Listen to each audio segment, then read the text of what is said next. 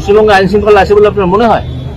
তদন্ত আটকানোর জন্য এর আগে পর্যন্ত বিভিন্ন মামলা মোকদ্দমা করা হচ্ছিল মানুষের পয়সা খরচ করে, এবং কোনো অন্যায় কোনো দুর্নীতির তদন্ত করতে গেলেই, তদন্তের আদেশ দিলেই তার বিরুদ্ধে সুপ্রিম কোর্টে চলে যাওয়া হচ্ছিল।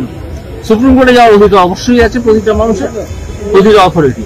কিন্তু কি করার জন্য যাওয়া হচ্ছে আমি তো আজকে জানতে চাইবো যে মোট কত টাকা খরচ হলো এই তদন্ত আটকানোর জন্য? সুপ্রিম কোর্টে গিয়ে কত কোটি টাকা পশ্চিমবঙ্গ সরকার খরচা করবে? আপনি সকালবেলায় রাজ্যপালের হস্তক্ষেপ চেয়েছেন। রাজ্যপালের হস্তক্ষেপ বলেছি যে রাজ্যপাল কেন এখনো পর্যন্ত কনস্টিটিউশনাল মেশিনারি ধ্বংস হয়ে গেছে এটা ডিক্লেয়ার করছেন। তিনি ডিজিকে তলব করেছেন। তিনি কাকে তলব করেছেন আমি জানি না।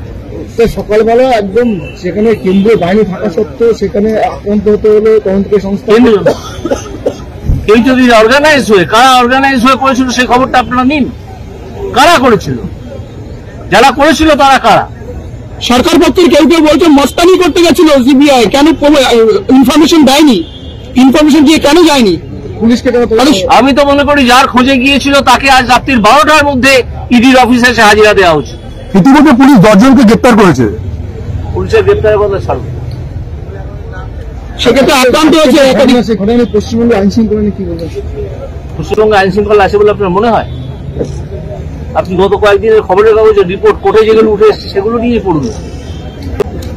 কিন্তু রাজ্যের মন্ত্রীরা তো বিভিন্ন সমীক্ষা দেখাচ্ছেন যে বাংলা, কলকাতা নাকি নারী সুরক্ষা থেকে শুরু করে আইন শৃঙ্খলার দিক থেকে 1 নম্বরে উঠে আসছে। হতে পারে, কিন্তু পশ্চিমবঙ্গে এরকম নয়। পশ্চিমবঙ্গের চেয়ে অনেক ভালো।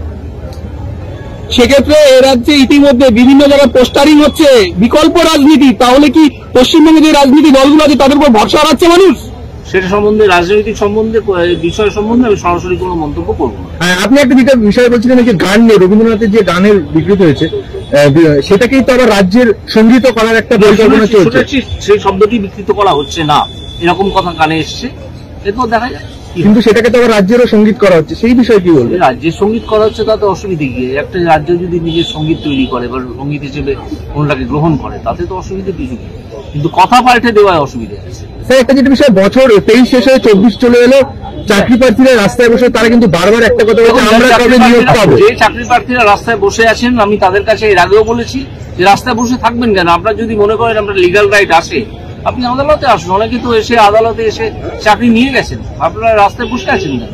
কিন্তু শাসক শিবির থেকে বলা হচ্ছে নাকি রাজনৈতিক একটা খেলার জন্য তাদেরকে বারবার কোর্টে ঠেলে দেওয়া হচ্ছে। এটা একটা রাজনৈতিক প্রশ্ন, আমি এই প্রশ্নের কোনো উত্তর দেবো। কোর্টে ঠেলে দিয়ে নাকি তাদের এইভাবে অবহেলায় তাচ্ছিল্যের মধ্যে রাখা হচ্ছে। যারা বলছেন তারা তার ব্যাখ্যা দেবেন, যারা কোর্টে ঠেলে দিচ্ছেন বলে মনে করছেন তারা বসে বলবেন যে কেন তারা এই কথা বলছেন। আমার এই বিষয়ে বলার নেই।